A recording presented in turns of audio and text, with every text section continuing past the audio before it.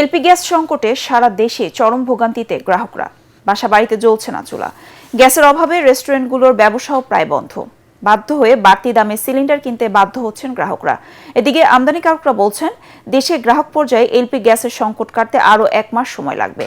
সেই সঙ্গে পাইকারি ও খুচরা পর্যায়ে বিপণনের ত্রুটি খতিয়ে দেখতে সরকারের প্রতি আহ্বান জানান এলপিজি অপারেটরস অ্যাসোসিয়েশন অব বাংলাদেশের সভাপতি আমিরুল হক। চট্টগ্রাম থেকে আবুল হাসনাতের পাঠানো রিপোর্ট জানাচ্ছেন আশিকুর রহমান। এলপি গ্যাস সংকটে সারা দেশে চরম ভোগান্তিতে গ্রাহকরা। বাসাবাড়িতে রান্না প্রায় বন্ধ, রেস্টুরেন্টগুলো বন্ধ হওয়ার উপক্রম। 2 থেকে 3 গুণ বেশি দামে সিলিন্ডার কিনতে বাধ্য হচ্ছেন গ্রাহকরা। এতে চরম বিপাকে সাধারণ মানুষ। দেশে প্রতি বছর এলপি গ্যাসের চাহিদা প্রায় 13 থেকে 14 লাখ টন। প্রতি বছরই যার চাহিদা বাড়ছে। সরকারি বেসরকারি কয়েকটি প্লান্ট থেকে বছরে উৎপাদন হয় মাত্র 10 থেকে 25 হাজার টন।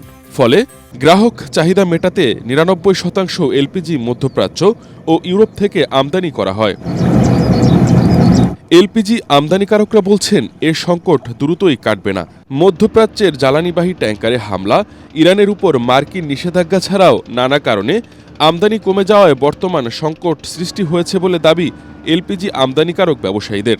গত নভেম্বর ডিসেম্বরে দেখা গেল মধ্যপ্রাচ্যে কিছু জাহাজে হামলা হয় এবং কিছু কিছু জাহাজ ইউএস স্যাংশনে পড়ে আর কি। তো বাংলাদেশ তো কোনো স্যাংশন জাহাজ ইম্পোর্ট করতে পারে না এবং কোনো স্যাংশন কার্গো ইম্পোর্ট করা সম্ভব না। ওই কারণে সাপ্লাই চেইনের উপরে একটা ডিসরাপশন ছিল। তবে সংকট দূর করতে সরকারকে নানা পদক্ষেপ নেওয়ার দাবি জানান এই ব্যবসায়ী নেতা। ইচ্ছে করলেই তো বাজারে আপনি কোনো কিছু বেশি দামে বিক্রি করতে পারেন না। আমাদের সাপ্লাই চেইনের মধ্যে কোনো ডিসরাপশন আছে কিনা, অথবা বাজারে যে একদম পাওয়া যাচ্ছে না, এটা একটু সরকার ভালো করে খতিয়ে দেখলেই বোঝা যাবে। আগে আমদানি করা এলপি গ্যাস বোতলজাত করত প্রায় 20টি প্রতিষ্ঠান। এখন মাত্র 7 থেকে 10টি প্রতিষ্ঠান আমদানি ও বোতলজাত করছে। সংকট সৃষ্টির জন্য এটিও একটি বড় কারণ বলে জানান ব্যবসায়ীরা।